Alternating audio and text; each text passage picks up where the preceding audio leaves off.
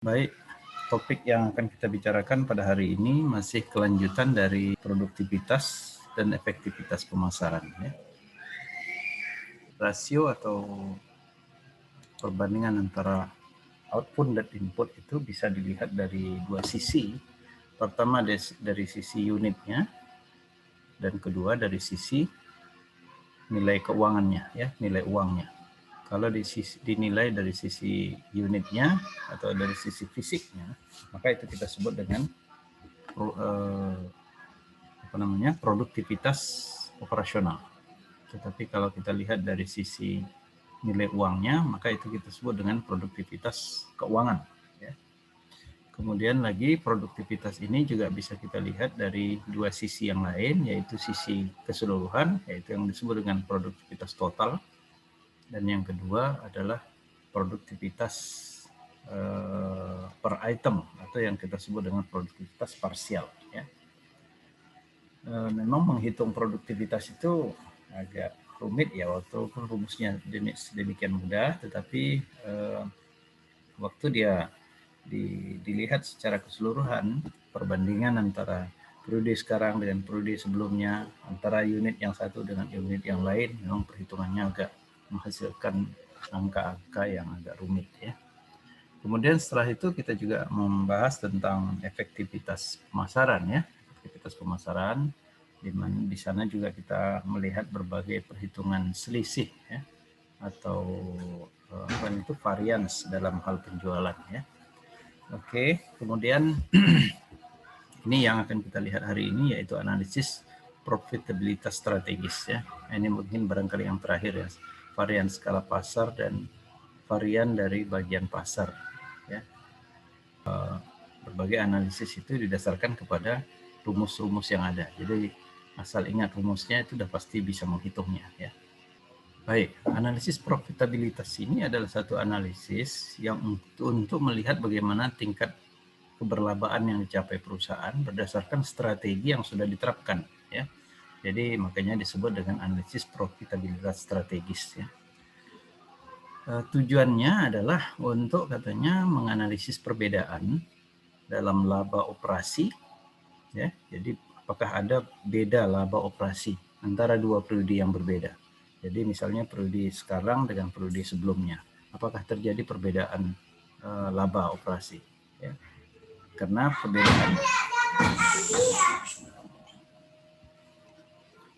perbedaan itu ya, perbedaan itu terjadi akibat dari penerapan strategi yang dibuat oleh perusahaan. Jadi apakah strategi yang diterapkan pada tahun ini itu hasilnya lebih baik daripada laba yang diperoleh pada tahun yang lalu, maka untuk itu dilakukanlah analisis profitabilitas strategis ini ya. Jadi kita coba melihat perbandingan antara laba operasi tahun sebelumnya dengan laba operasi sekarang ya, untuk mengetahui apakah implementasi strategi yang sudah dibuat perusahaan itu berhasil atau tidak berhasil ya. Kemudian untuk melakukan analisis analisis profitabilitas strategis ini, perubahan laba itu dipisahkan kepada 3 komponen ya. Apakah perubahan laba itu diakibatkan oleh volume penjualan? Itu yang disebut dengan pertumbuhan. Jadi kalau volume penjualannya bertambah besar, itu berarti mengalami pertumbuhan. Tapi kalau volume penjualannya mengalami penurunan, itu berarti pertumbuhannya menjadi negatif. Ya. Kemudian dilihat dari sisi harga jual dan biaya.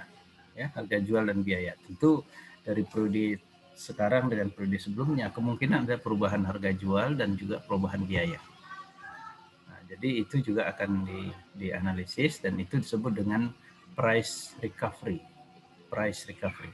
Dan yang ketiga adalah produktivitas, itu yang kemarin sudah kita lihat sama-sama ya. Apakah produktivitasnya mengalami peningkatan atau penurunan. Dan produktivitas itu kalau kita lihat dari sisi totalnya kemarin, itu bisa dilihat apakah produktivitas itu dari sisi unitnya atau dari sisi nilai penjualan kan. Nilai penjualan. Jadi kalau dari sisi unitnya meningkat, kemudian dari sisi nilai penjualan juga meningkat, itu berarti merupakan satu hal yang baik bagi perusahaan ya. Tadi kita bagi ke dalam 3 komponen ya. Business profitability strategis itu yaitu ke dalam volume atau pertumbuhan, ke dalam price recovery, dan kepada produktivitas ya. Jadi mungkin beberapa hitungan yang sudah kita lakukan hari Senin yang lalu itu bisa mungkin kita lihat kembali ya. Baik, kalau kita uraikan ya analisis profitabilitas strategis tadi, pertama adalah faktor pertumbuhan ya. Pertumbuhan tadi yaitu terkait dengan volume ya, apakah terjadi kenaikan volume penjualan atau tidak ya. Jadi faktor pertumbuhan ini katanya mengukur perubahan dalam laba operasi yang dapat dihubungkan dengan perubahan dalam kuantitas penjualan ya. Jadi apakah kenaikan laba operasi itu diakibatkan oleh adanya kenaikan kuantitas penjualan. Nah, kalau itu berarti itu adalah merupakan keberhasilan strategi yang diterapkan perusahaan yang berlaku kepada kuantitas penjualan ya. Itu yang kita sebut faktor pertumbuhan. Jadi bertumbuh penjualannya dari sekian menjadi lebih besar ya. Kemudian yang kedua adalah faktor price recovery. Di sini diukur perubahan dalam laba operasi yang dapat dihubungkan dengan perubahan dalam harga jual produk dan juga biaya yang dipakai ya. Jadi dalam menghitung produktivitas kemarin itu kita hubungkan antara output dengan input ya. Jadi di sini outputnya adalah berupa hasil penjualan yang digambarkan oleh harga penjualan dikalikan dengan volume atau kuantitas, dan juga inputnya adalah berupa biaya-biaya dari sumber ya. Jadi kalau terjadi perubahan dalam laba operasi, baik itu kenaikan maupun penjualan, dan itu bisa terlihat kaitannya dengan harga kenaikan atau penurunan harga jual dan juga biaya operasi, maka ini kita sebut dengan faktor price recovery ya. Kemudian faktor ketiga adalah produktivitas ya, yang mengukur dampak dari perubahan dalam hubungan input output pada laba operasi tahun sekian berdasarkan kapasitas sumber yang dimasukkan tahun yang sama ya. Nah, kalau contoh-contoh perhitungan yang lebih komplit dari hal ini itu bisa dilihat di halaman 650 dan 657 kalau tidak salah ya, mungkin nanti bisa dilihat lagi ya. Oke, kemudian ini kita bisa lihat di sini varian skala pasar dan bagian pasar. Ini sudah kita hitung Senin yang lalu ya. Perubahan laba operasi tahun 2005 ke 2006, yaitu laba operasi tahun 2005 2.157.840, tahun 2006 naik menjadi 2.448.240. Jadi ada perubahan laba operasi ya sebesar 290.400 yang dalam bentuk faktor yang menguntungkan ya. F ini favorable. Jadi artinya terjadi kenaikan laba. Apa yang menyebabkan terjadi kenaikan laba itu bisa diurai dengan melihat tiga komponen tadi ya, komponen pertumbuhan, komponen price recovery, dan komponen produktivitas. Ternyata untuk komponen pertumbuhan total penjualan itu adalah 216.000 ya, 216.000, di mana yang 216.000 itu dirinci sebagai akibat dari beberapa perubahan, yaitu di bahan langsung ada yang tidak menguntungkan katanya ya. Kemudian di variabel lainnya, biaya variabel lainnya ada yang tidak menguntungkan, sehingga total variannya adalah 111 ya, 111.240 ya. Jadi di sini total penjualan mengalami peningkatan 216.000, tapi total biaya mengalami peningkatan juga sebesar 111.240. Jadi itu tidak menguntungkan, sehingga akhirnya pengaruhnya kepada laba operasi itu hanya sebesar 104.760 ya. Kenaikan penjualan lebih besar daripada kenaikan biaya sebesar 104.760.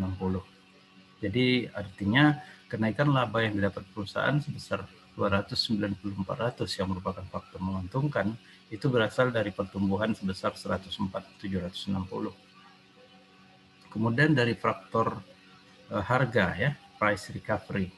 Ini juga ada faktor yang menguntungkan 192.000 penjualannya ya. Jadi di sini volumenya tadi, kenaikan volume akan mengakibatkan kenaikan penjualan sebesar 216, sedangkan kenaikan penjualan sebagai akibat dari kenaikan harga di sini 192.000 ya. Nah, kemudian kalau dibandingkan dengan dengan biaya, maka di sini ada biaya yang naik juga. Ini berarti tidak menguntungkan sebesar 158.400. Tetapi biaya variabel lainnya ya, biaya variabel lainnya yaitu biaya tenaga kerja ya, itu mengalami penurunan kelihatannya 138.240 sehingga favorable ya. Kemudian variabel biaya tetap produksi ini ada kenaikan 240.000 sehingga unfavorable, tapi di biaya riset dan pengembangan itu mengalami penurunan 3.800 sehingga total keseluruhan ya ini menjadi tidak menguntungkan ya.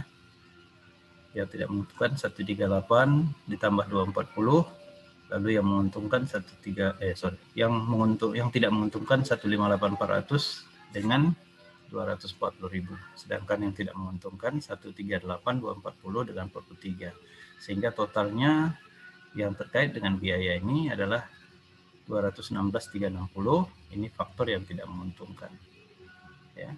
Lalu ini ditutup sebagian oleh kenaikan harga tadi ya 192.000, sehingga akhirnya price recovery ini mengalami hal yang tidak menguntungkan. Jadi artinya dari sisi harga ini terjadi penurunan lah ya, penurunan. Walaupun tadi dari sisi harga produk itu mengalami peningkatan, tetapi dari sisi biaya dia mengalami peningkatan juga yang lebih tinggi, sehingga akhirnya dia menghasilkan hal yang tidak menguntungkan 24.360. Kemudian dari sisi produktivitas, ya, produktivitas untuk bahan langsungnya ini tidak menguntungkan, untuk biaya variabelnya tidak menguntungkan juga, untuk biaya tetapnya menguntungkan 480 ya. Lalu untuk biaya riset dan pengembangan juga menguntungkan 114 ya, sehingga total untuk produktivitas itu menguntungkan 210 ya, 210, dan itu akhirnya digabungkan keseluruhannya dari pertumbuhan itu menguntungkan 104, lalu price recovery itu merugikan 24, lalu ya dari produktivitas menguntungkan juga 210, sehingga total keseluruhan adalah 290.400. Inilah yang ditunjukkan dalam perubahan laba itu.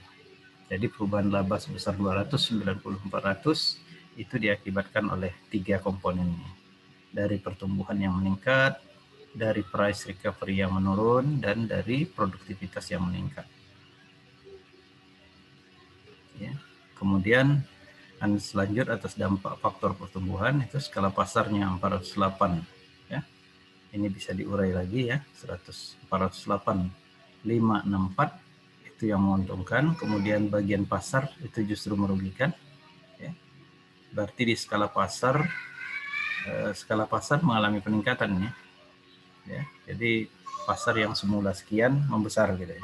Dan itu mengakibatkan pertumbuhan pula pada bagian perusahaan. Tetapi khusus untuk bagian pasar ini mengalami penurunan. Jadi artinya bagian dia yang selama ini mungkin 5% sekarang turun menjadi di bawah 5% ya. Sehingga totalnya adalah 104.760. Ini yang terkait dengan pertumbuhan. Ya, strategi balance scorecard dan analisis profitabilitas strategis. Seperti tadi kita katakan bahwasanya analisis profitabilitas strategis itu adalah suatu analisis yang dilakukan untuk melihat apakah terjadi kenaikan laba, dalam hal ini tadi laba operasi ya, atau kenaikan profit pada perusahaan sebagai akibat dari implementasi strategi. Dan setelah ditemukannya balance scorecard, maka balance scorecard ini dianggap merupakan satu alat implementasi strategi. Jadi kalau alat implementasi strategi itu dalam bentuk balance scorecard itu diaplikasikan, nah itu bagaimana dampaknya, itu yang akan dicoba dilihat ya. Semula memang balance scorecard ini itu merupakan satu satu alat yang dipakai untuk mengukur kinerja ya. Mungkin sudah pernah disinggung ya, saya nggak ingat apakah di mata kuliah ini atau di mata kuliah yang lain ya. Tapi yang jelasnya balance scorecard itu pertama sekali ditemukan oleh Kaplan dan Norton, itu merupakan alat untuk mengukur kinerja. Kenapa itu mereka temukan? Itu adalah akibat dari adanya protes, adanya kritik dari berbagai pihak, baik itu pihak akademisi maupun juga pihak praktisi, bahwasanya pengukuran kinerja yang selama ini itu tidak begitu komplit ya, tidak memuaskan, yaitu pengukuran kinerja berdasarkan ukuran keuangan ya, misalnya ROE ya, kemudian laba dan sebagainya, itu adalah pengukuran kinerja berdasarkan aspek keuangan. Jadi seperti mungkin pernah disinggung ya, bahwasanya ROI itu adalah satu pengukuran kinerja keuangan yang paling banyak dipakai ya.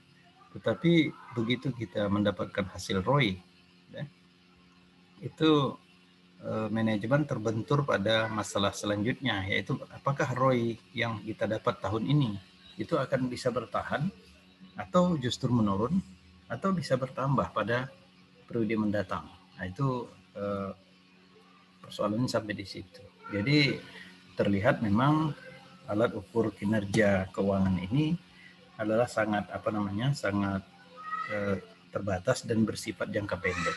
Jadi oleh sebab itu banyak berbagai upaya dilakukan oleh praktisi maupun juga akademisi untuk mencari alat-alat ukur yang lain. Dan salah satu yang paling monumental pada saat itu tahun 92 kalau tidak salah, itu adalah ditemukannya alat ukur kinerja yang disebut dengan balance scorecard. Ya, alat ukur kinerja dengan balance scorecard ini itu adalah merupakan satu alat ukur untuk mengukur kinerja tidak hanya dari aspek keuangan tapi juga dari aspek non keuangan ya. Jadi dia menggabungkan antara aspek keuangan dan non keuangan. Lalu setelah balance scorecard ini ditemukan, itu coba diimplementasikan di dalam perusahaan. Ternyata dampak atau manfaat daripada balance scorecard ini tidak hanya sebatas dipakai untuk mengukur kinerja, tetapi ternyata dari isi balance scorecard itu sendiri itu bisa dipakai sebagai alat implementasi strategi. Nah, itulah makanya di sini kita mencoba melihat bagaimana implementasi strategi dengan menggunakan balance scorecard itu di dalam sebuah perusahaan ya. Baik, kita coba lihat strategi. Ini mungkin yang ya kita sudah singgung di awal pertemuan dulu ya. Strategi itu menunjukkan bagaimana sebuah perusahaan mencocokkan kapabilitasnya, tingkat kemampuan dia sendiri dengan peluang pasar untuk mencapai sasarannya. Ya, strategi ya. Jadi artinya bagaimana dia menggunakan kemampuan yang ada untuk bisa mencapai sasaran yang diinginkan. Ya. Atau dengan kata lain, bagaimana dia menggunakan kapabilitas dia untuk bisa mencapai sasaran dalam bentuk peluang-peluang yang ada di pasar. Itulah dia strategi. Ya. Oke. Pemahaman menyeluruh mengenai industri. Industri itu artinya di bidang usaha di mana perusahaan itu bergerak. Ya.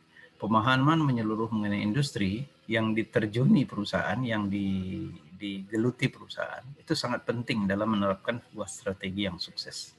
Ya, jadi kalau perusahaan ingin membuat satu strategi yang ingin diterapkan, maka dia harus paham dulu bagaimana sebetulnya kondisi industri dia. Apakah tingkat persaingannya tajam? Apakah di sana banyak calon-calon pesaing yang baru?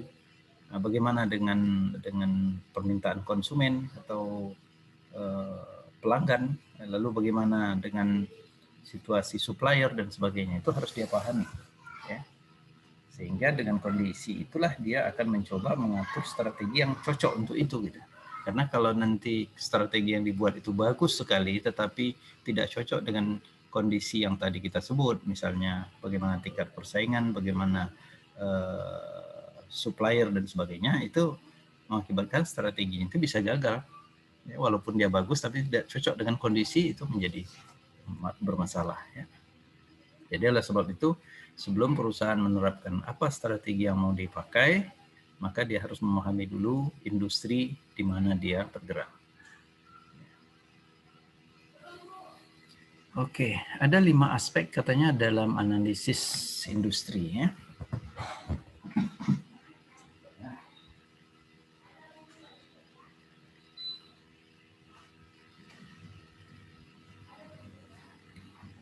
Aspek pertama itu adalah jumlah dan kekuatan pesaing. Nah, ini dia, pesaing. Pesaing yang ada dalam industri itu bagaimana? Jadi kalau misalnya sebuah perusahaan masuk dalam satu industri, katakanlah industri pakaian jadi, industri pakaian jadi. Nah, bagaimana tingkat persaingan di sana? Banyak nggak jumlah pesaingnya? Ya, banyak nggak jumlah pesaing yang ada di situ? Kemudian bagaimana kekuatan dari para pesaing? Apakah di situ pengusaha-pengusaha kuat semua? Ya. Lalu bagaimana posisi perusahaan? Ya. Apakah dia juga termasuk dalam kelompok? Ya. Misalnya kalau di dalam industri dalam pengolahan barang jadi dalam bentuk pakaian jadi tadi, ya, pakaian jadi. Nah, di situ berapa banyak rupanya jumlah pesaing yang ada, yang bermain di sana. Misalnya di sana ada 10 dan satu diantaranya adalah perusahaan itu sendiri. Nah, lalu dia harus melihat juga bagaimana kekuatan dari yang 9 nih. Ya, bagaimana kekuatan dari yang 9. Itu harus dia paham, ya. Kemudian yang kedua itu adalah pemain baru yang potensial di pasar, ya. Jadi dalam jumlah pesaing tadi, mungkin dari 10 itu tadi termasuk perusahaan satu di dalamnya, apakah di situ ada pemain-pemain baru yang baru masuk, ya, yang baru masuk. Nah, lalu bagaimana potensi mereka? Apakah mereka cukup potensial untuk menguasai pasar dan sebagainya? Itu juga harus diketahui, sehingga dia akan bisa menentukan apa langkah-langkah untuk menghadapi hal itu. Kemudian yang ketiga, ketersediaan produk yang sama. Ketersediaan produk yang sama. Artinya apakah ada produk lain yang bisa menggantikan produk itu sendiri, ya. Kalau pakaian jadi saya kira banyak sekali, ya. Banyak sekali penggantinya. Yang selalunya tidak ada produk pengganti itu adalah produk-produk dalam bentuk produk yang dipakai untuk kebutuhan primer, ya. Tapi kalau pakaian jadi itu termasuk sekunder, saya kira, ya, sekunder. Oke. Kemudian yang keempat adalah kekuatan tawar-menawar pelanggan. Nah, bagaimana kekuatan tawar-menawar pelanggan? Nah, ini tentunya kekuatan tawar-menawar pelanggan ini akan dipengaruhi oleh ini, jumlah dan kekuatan pesaing tadi. Kalau jumlah pesaingnya di sana banyak, maka pelanggannya akan memiliki kekuatan tawar-menawar yang besar. Ya, artinya begitu tidak cocok di sini, dia bisa beralih ke yang lain. Gitu. Itu artinya kekuatan tawar-menawar dia tinggi. Ya. Yang kelima itu adalah kekuatan tawar-menawar dari pemasok input. Nah, jadi si pemasok atau si supplier juga harus dilihat di sana, ya. Apakah di sana pemasoknya banyak? Katakanlah industri pakaian jadi. Apakah pemasok kain itu banyak? Kain yang jenisnya sama untuk kita pakai? Pemasoknya banyak atau tidak? Kalau banyak pemasoknya, itu berarti kekuatan tawar-menawar pemasok itu lemah. Jadi kita bisa beralih, kalau tidak cocok dengan harga ini, kita mau cari harga yang lebih murah, mungkin kita beralih ke yang lain. Tapi kalau seandainya jumlah pemasoknya terbatas, ya, terbatas sekali, hanya beberapa orang, itu berarti kekuatan tawar-menawar si pemasok itu kuat, ya. Jadi artinya kalau ada perusahaan yang ingin membeli bahan bakunya itu, lalu dia ingin harga yang lebih murah, tapi si supplier bisa bertahan karena jumlah pemasok yang terbatas. Itu dimaksud dengan kekuatan tawar-menawar pemasok. Ini dia 5 aspek yang harus dikuasai oleh perusahaan untuk bisa mengetahui bagaimana posisi industri itu, sehingga dia akan bisa menentukan bagaimana strategi yang harus dibuat untuk melaksanakannya. Ya. Oke, ada strategi bisnis yang dasar, yang mendasar. Itu yang mungkin sudah pernah juga kita perkenalkan ya. Menurut siapa itu Porter ya, Porter. Pertama adalah strategi diferensiasi produk. Nah, ini mungkin tak perlu diuraikan lebih lanjut lah ya. Diferensiasi produk yaitu strategi di mana perusahaan akan menggunakan kemampuannya untuk menawarkan produk yang dipandang superior atau unik oleh pelanggan. Jadi dia kelebihannya adalah di sisi kualitas produk yang berbeda di antara dari para pesaingnya. Ya. Oke. Jadi inti daripada diferensiasi produk ini adalah kelebihan kualitas atau keistimewaan produk. Nah, hal ini katanya akan bisa menyebabkan munculnya loyalitas pelanggan terhadap merek. Karena produk kita itu istimewa, unggul dari yang lain, maka merek itu akan menjadi ikon ya bagi perusahaan dan membuat pelanggan bersedia membayar lebih. Jadi asalkan dia lihat merek ini ada produk baru, nah itu pelanggan akan langsung ke sana. Jadi merek itu menjadi idola lah ya. Jadi misalnya katakanlah untuk industri otomotif saat ini, itu kalau tidak salah merek yang lebih banyak dikenal itu adalah Toyota. Jadi begitu ada keluar produk baru asalkan dari Toyota itu dianggap bagus, ya. Peminatnya banyak. Nah ini diferensiasi produk. Kemudian strategi kedua tentu masih ingat ya, apa itu? Cost leadership ya, kepemimpinan biaya. Ya, kepemimpinan dalam hal biaya. Jadi artinya perusahaan unggul dari sisi biaya. Unggul dari sisi biaya itu artinya dia bisa menawarkan produk dengan kualitas yang sebanding tetapi dengan biaya dengan harga yang lebih murah. Ya. Jadi di sini kemampuan perusahaan untuk mencapai biaya yang lebih rendah dibandingkan dengan pesaing. Jadi kalau biaya dia biasa lebih rendah daripada pesaing, sementara kualitasnya sebanding, maka itu artinya dia akan mampu menjual lebih rendah, lebih murah daripada yang dijual pesaing, sehingga dia yang akan memenangkan persaingan itu. Ya. Dan biasanya strategi untuk kepemimpinan biaya ini atau cost leadership ini itu diperoleh ya dari produktivitas dan efisiensi. Perusahaan bisa mengurangi pemborosan, perusahaan bisa mengurangi biaya, perusahaan bisa mengurangi berbagai aktivitas yang tidak bernilai tambah, sehingga akhirnya berbagai aktivitas tertentu itu berkurang, sehingga dengan demikian biaya-biaya juga akan mengalami pengurangan dan itu akan membuat biaya perusahaan menjadi lebih rendah. Ya. Jadi intinya adalah membuat harga jual yang lebih murah dia. Itu inti dari kepemimpinan biaya atau cost leadership. Sedangkan diferensiasi tadi itu adalah keunggulan dari sisi kualitas sehingga mereknya akan menjadi dikenal, yang menyebabkan munculnya loyalitas pelanggan. Ya. Baik, implementasi memang mungkin masih ingat barangkali selain selain itu tadi cost leadership dan differentiation, apa satu lagi masih ingat di awal perkuliahan dulu mungkin ada kita singgung, strategi apa namanya, ada yang ingat?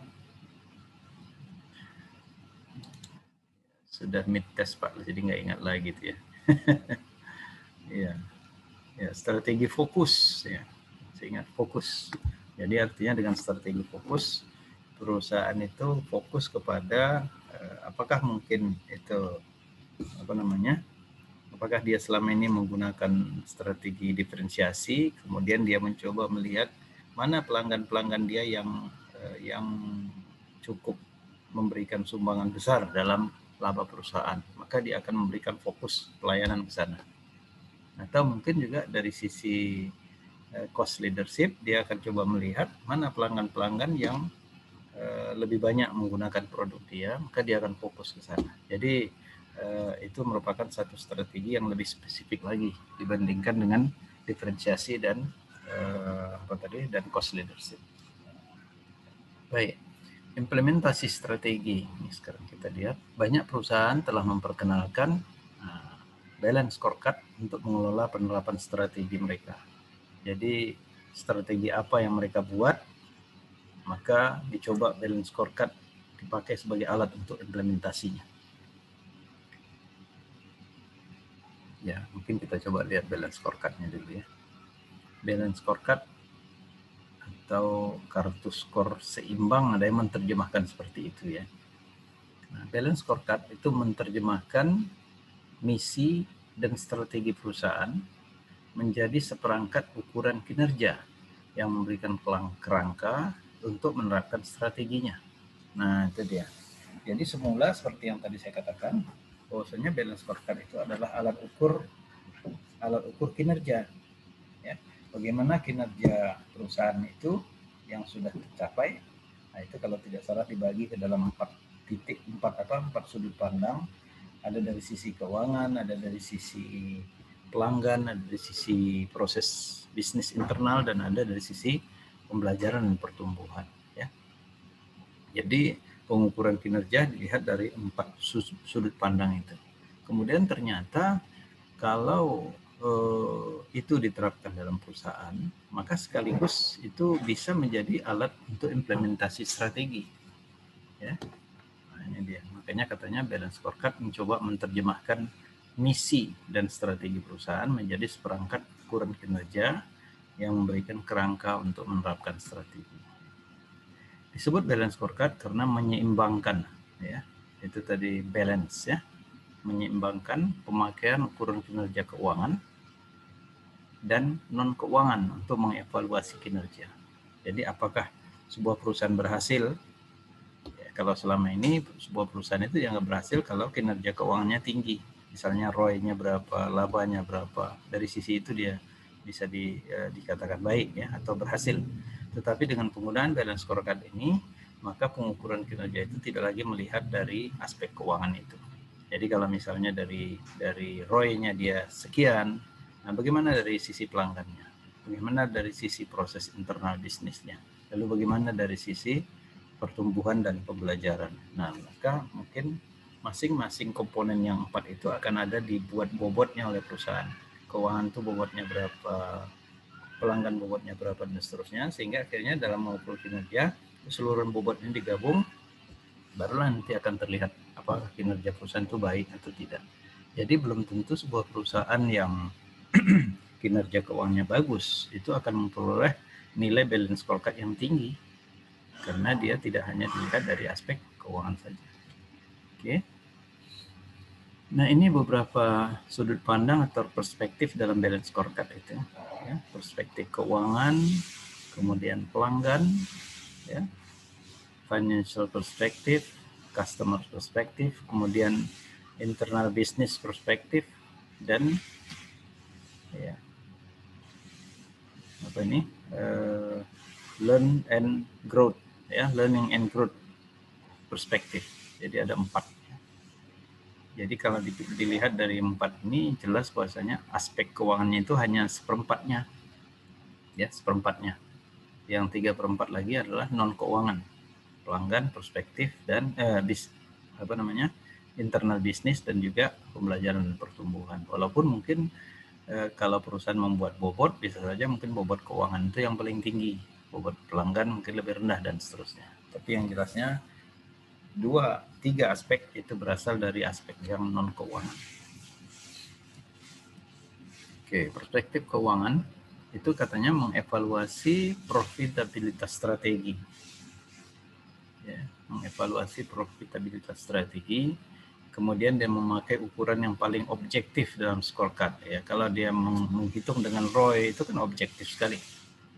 Angkanya berasal dari laba, dari ini, kemudian dihitung berapa dapatnya. Itu objektif. Ya.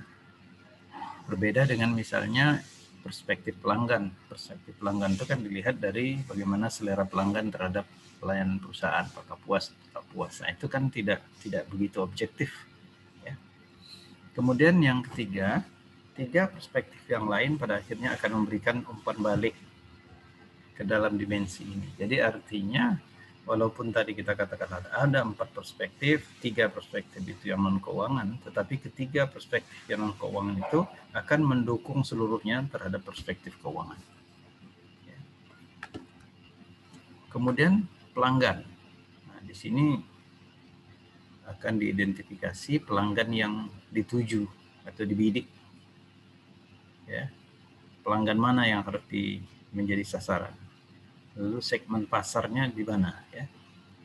Dan juga mengukur tingkat kesuksesan perusahaan di dalam segmen pelanggan ini, ya.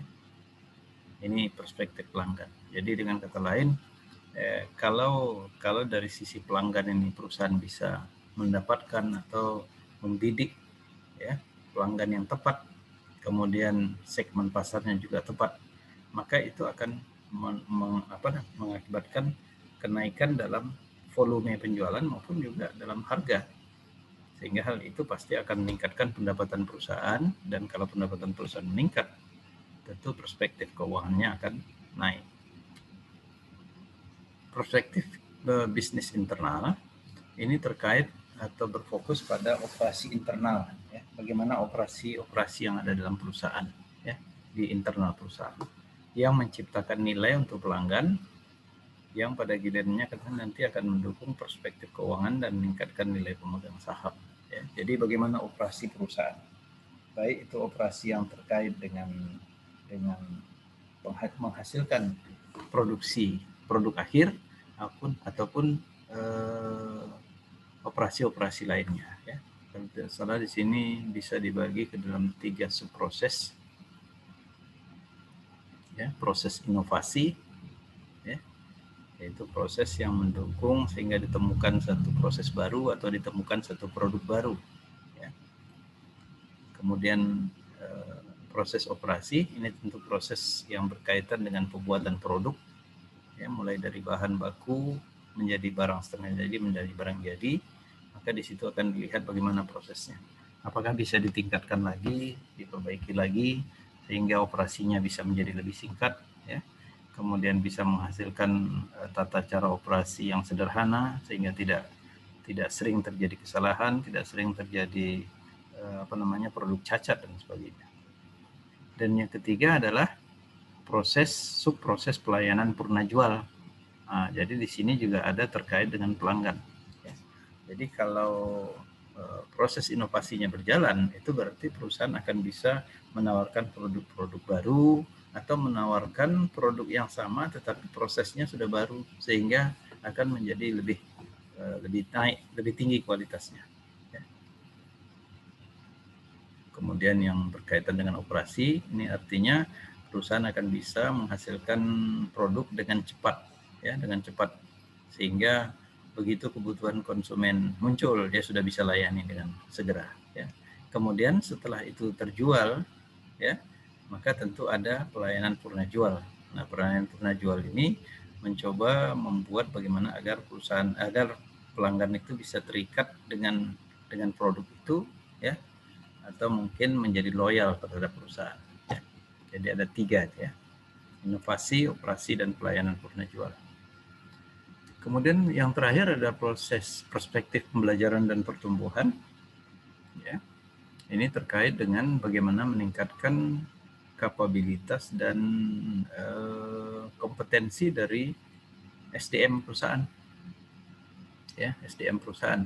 Jadi SDM yang ada pada perusahaan harus diberi pembelajaran, ya, harus diberi pengetahuan, harus diberi pelatihan, sehingga mereka memiliki kemampuan dan kompetensi yang baik, sehingga itu yang nanti akhirnya akan menjalankan proses operasi tadi, kan karyawan ini yang akan menjalankan proses operasi, ya. Jadi kalau mereka dilatih dengan baik, maka tentu dalam proses produksi mereka akan bisa menghasilkan produk yang berkualitas tinggi, ya. Jadi di sini akan diidentifikasi kapabilitas yang harus dimiliki perusahaan agar dapat mencapai proses internal yang unggul. Nah, kan arahnya kan proses internal tadi, ya. Dengan proses internal yang unggul itu akan dapat menciptakan nilai pelanggan dan nilai pemegang saham. Oke. Itu 4 perspektif itu, dan kalau kita coba gambarkan dalam suatu diagram alir atau sering juga dikenal dengan istilah apa itu, peta strategi, maka dia akan terlihat seperti ini. Nah, coba lihat itu. Jadi walaupun tadi kita uraikan dari financial dulu, kemudian customer-nya, baru internal proses, baru learning and growth, tapi kalau dari alir diagramnya itu sebetulnya start awalnya adalah dari learning and growth. Ya, peta strategi itu berasal dari learning and growth. Jadi kalau perusahaan menerapkan pelatihan yang rutin kepada karyawannya, memberikan pendidikan tambahan kepada karyawannya, maka pengetahuan mereka dan pengetahuan dan pemikirannya menjadi berkembang, sehingga dengan begitu akan bisa diharapkan inovasi-inovasi yang muncul dari mereka, ya. Dan itu tentu kalau mereka terlatih dengan baik dalam melakukan proses produksi, terlatih dengan baik dalam melayani pelanggan, ya, maka itu akan meningkatkan ini perspektif kedua, yaitu meningkatnya proses bisnis internal. Proses bisnis internalnya menjadi semakin baik, dan kalau itu semakin baik tentu akan menghasilkan minimal 2 hal, ya. Pertama adalah produk, ya, produk yang kualitasnya lebih tinggi. Kemudian yang kedua adalah pelayanan yang lebih baik. Jadi kalau produknya bagus, kualitasnya, pelayanannya baik, tentu itu akan membuat, ya, aspek ketiganya yaitu customer menjadi puas, ya, menjadi puas. Dan kalau customer puas, ya tentu itu merupakan selalu kita sebutkan, kalau customer yang puas itu tidak hanya sebatas itu, tapi dia juga bisa memberikan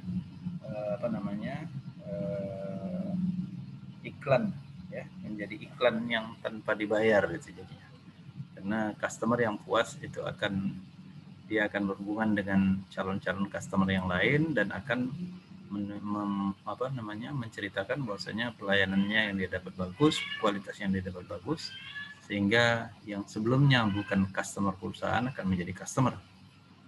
Dan itu tentu akan meningkatkan penjualan perusahaan, baik dari sisi volume maupun juga harga, dan itu tentu akan terjadi peningkatannya dari sisi kinerja keuangan. Ya, ini dia peta strategi atau diagram alir balance scorecard itu.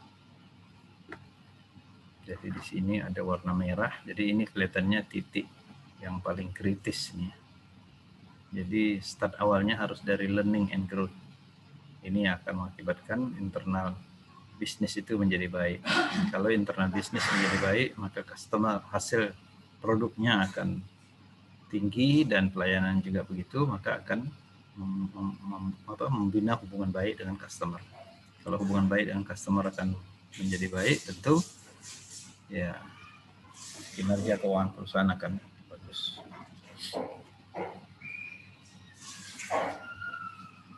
Oke. Ya, implementasi balance scorecard.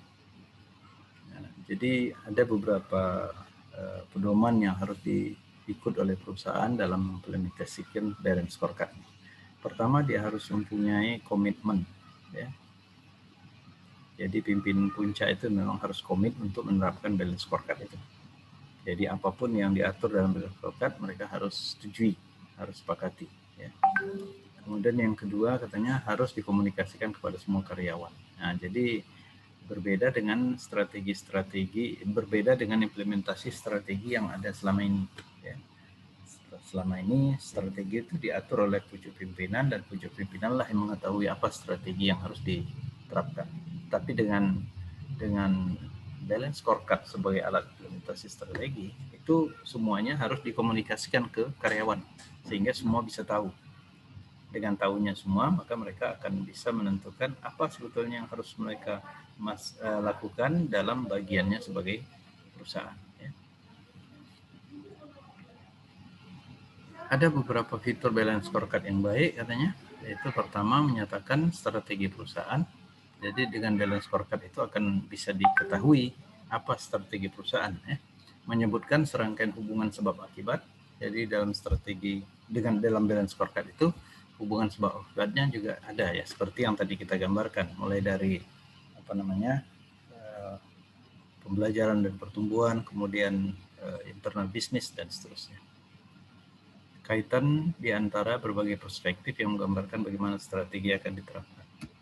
Yang kedua, membantu mengkomunikasikan strategi ke semua karyawan.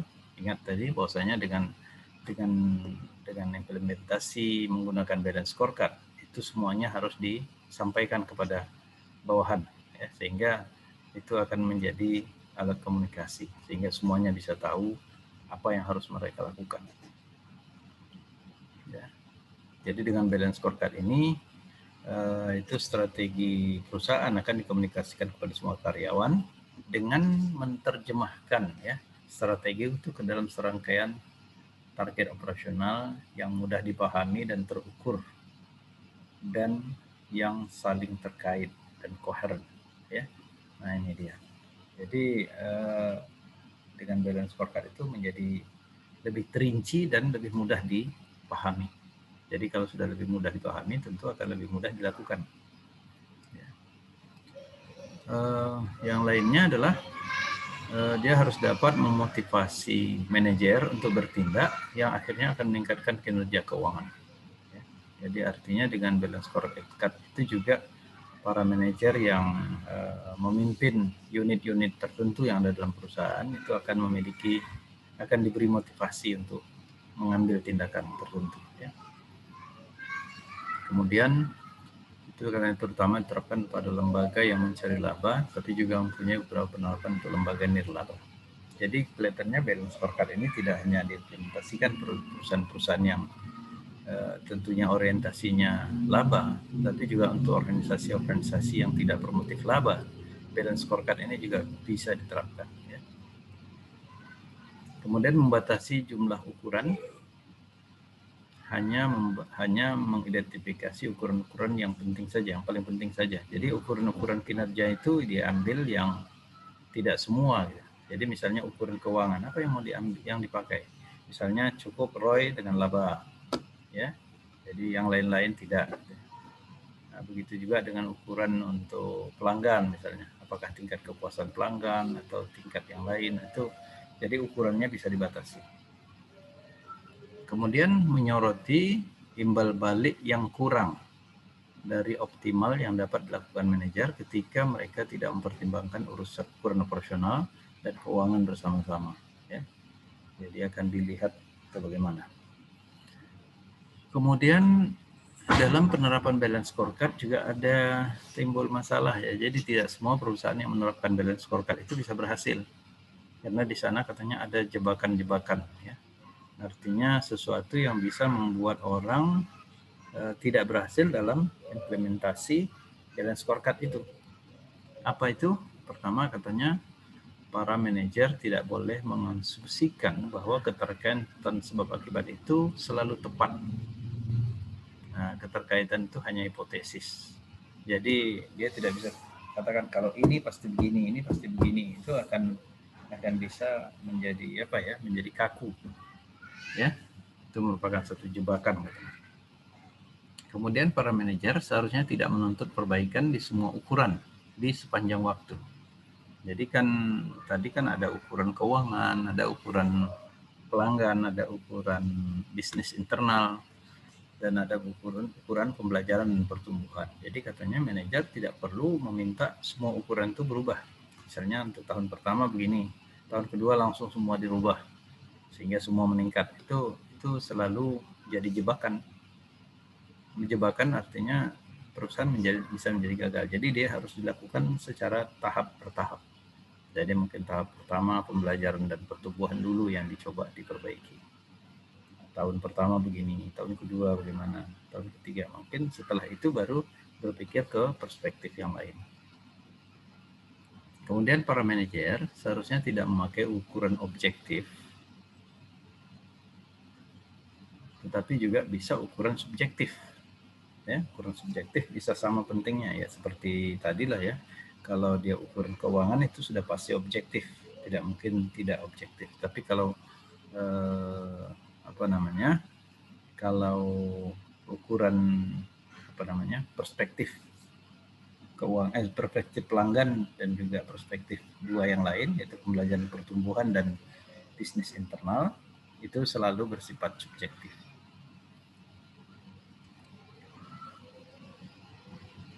Ya, jebakan lain katanya para manajer harus memasukkan baik keuntungan maupun kerugian suatu inisiatif yang ditempatkan dalam balance scorecard. Kerugian kadang-kadang terlupakan. Jadi itu kan dalam menerapkan balance scorecard itu kan dia menentukan dulu untuk aspek keuangan apa yang harus berapa nilai yang harus dicapai, misalnya untuk ROI, berapa laba yang harus dicapai. Untuk bisa mencapai itu apa inisiatif yang harus dibuat, ya. Kemudian setelah inisiatifnya ditentukan, apa tindakan lebih lanjut. Nah, begitu nanti sudah ditentukan inisiatif tertentu yang harus dipakai, dia akan melihat kalau ini diterapkan maka keuntungannya ini. Tapi juga katanya harus kerugiannya juga dilihat. Ya, jadi tidak hanya dari sisi keuntungan saja. Nah, yang selalu gagal itu katanya kalau inisiatifnya sudah ditentukan apa untuk melakukan apa, maka yang ditunjukkan hanya aspek keuntungannya saja. Ya, aspek kerugian terlupakan, sehingga kadang-kadang begitu terjadi hambatan, maka itu bisa membuat seluruh sistemnya itu terganggu. Kemudian para manajer tidak boleh mengabaikan ukuran non keuangan ketika mengevaluasi karyawan. Ya, mengevaluasi karyawan ini memang kalau dari aspek keuangannya saja agak susah ya. Jadi harus non keuangannya yang dilihat. Mungkin disiplinnya, mungkin kepatuhannya, ya. Tidak hanya dari sisi misalnya kemampuan dia menjual saja. Ya. Oke, para manajer seharusnya tidak memakai ukuran yang terlalu banyak. Tadi sudah disinggung sebelumnya ya, bahwasanya dalam balance scorecard ini dianjurkan untuk menggunakan jumlah ukuran yang terbatas, tidak terlalu banyak. Karena kalau terlalu banyak ukurannya menjadi membingungkan mana yang harus dikejar ya. Oke, kemudian mengevaluasi strategi. Analisis strategi laba operasi ya. Katanya ada sebetulnya ada dua bagian. Satu komponen satu komponen pertumbuhan. Nah, tadi udah kita singgung ya. Yaitu mengukur perubahan laba operasi yang hanya disebabkan oleh perubahan kuantitas output yang terjual antara periode berjalan dengan periode sebelumnya. Itu tadi ya. Komponen pertumbuhan. Yang kedua, komponen apa tadi? Masih ingat?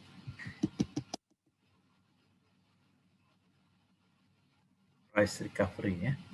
Komponen pemulihan harga atau price recovery, yaitu mengukur perubahan laba operasi yang hanya disebabkan oleh perubahan harga input dan harga output.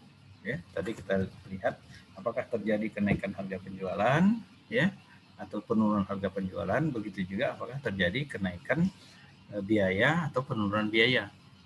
Jadi input dan outputnya dilihat di sana antara periode berjalan dengan periode sebelumnya. Itu komponen pemulihan atau cost recovery tadi ya. Yang ketiga, komponen apa? Produktivitas ya. Ya, komponen produktivitas, yaitu mengukur perubahan biaya yang disebabkan oleh perubahan kuantitas input antara periode berjalan dengan periode sebelumnya.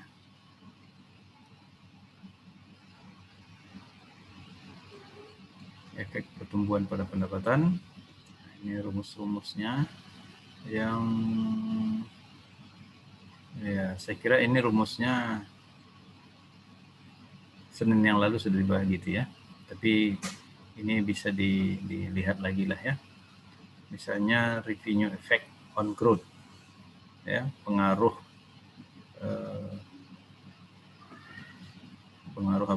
pendapatan terhadap pertumbuhan. Ya.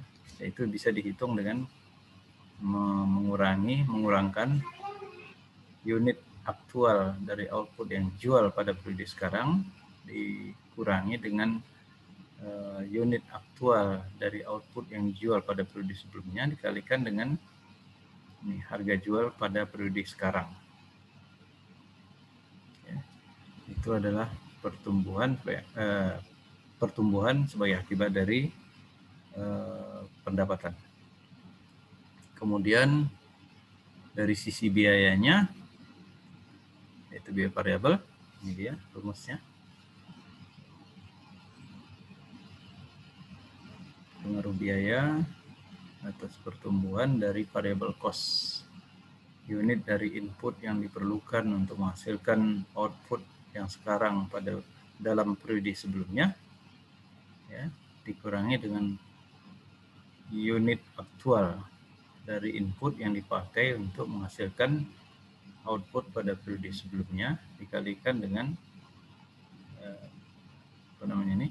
harga input, ya, harga input pada periode yang sekarang. Kemudian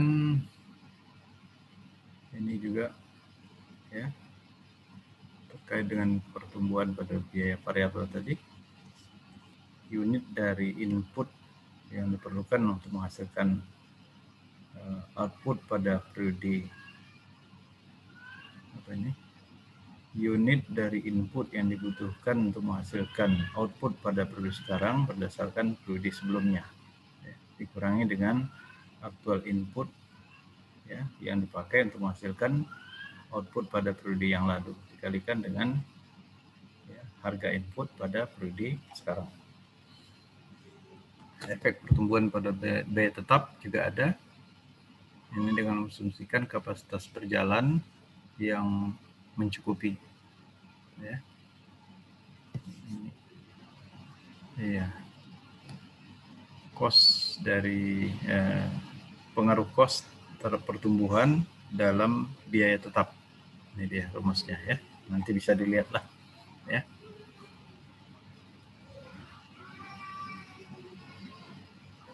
Ini pada kapasitas berjalan, tadi pada kapasitas dengan asumsi kapasitas berjalannya mencukupi, ya.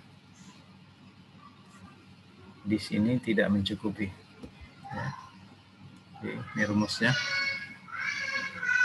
Kemudian efek pemulihan harga, cost recovery tadi, ya, pada pendapatan.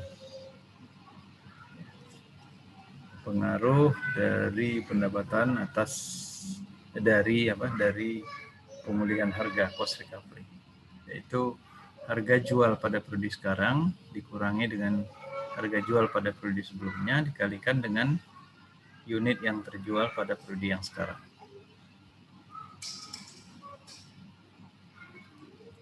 Terkait biayanya bisa dibagi atas biaya variabel, ya, dan juga biaya tetap, ya, dengan kapasitas yang tepat, ya, adequate, atau tanpa kapasitas yang tertentu, ya. Kemudian komponen ketiga, efek produktivitas pada biaya untuk biaya variabel, ya. Kemudian ini adalah efek produktivitas pada untuk biaya variabel juga.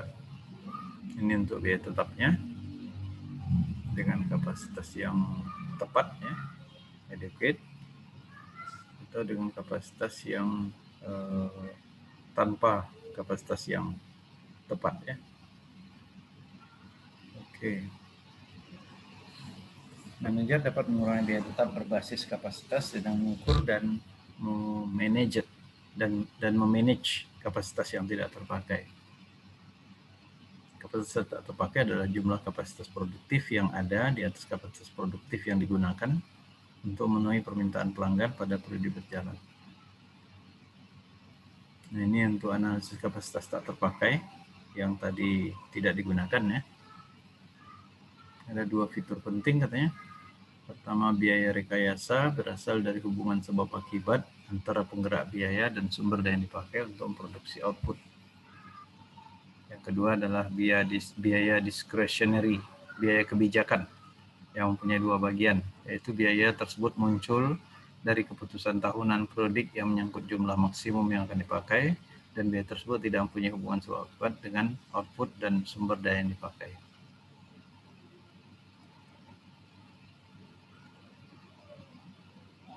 Kemudian untuk kapasitas yang tidak terpakai tadi, ya, bagaimana memanagenya? Pertama adalah perampingan. yaitu pendekatan yang terintegrasi dalam merencanakan proses, produk, dan orang-orang untuk mencocokkan biaya dengan aktivitas yang harus dilakukan agar dapat operasi secara efektif dan efisien pada saat sekarang dan pada masa mendatang. Jadi artinya diusahakan agar kapasitas yang tidak terpakai itu sedikit sekali ya. Itu makanya dikatakan perampingan. Oke, itu barangkali materi tambahan kita yang terkait dengan dengan produktivitas dan efektivitas pemasaran. Demikianlah materi kita pada hari ini. Bila ada hal-hal yang kurang jelas, boleh ditanyakan dan pertanyaan dapat diajukan secara tertulis. Demikian, saya akhiri. Assalamualaikum warahmatullahi wabarakatuh.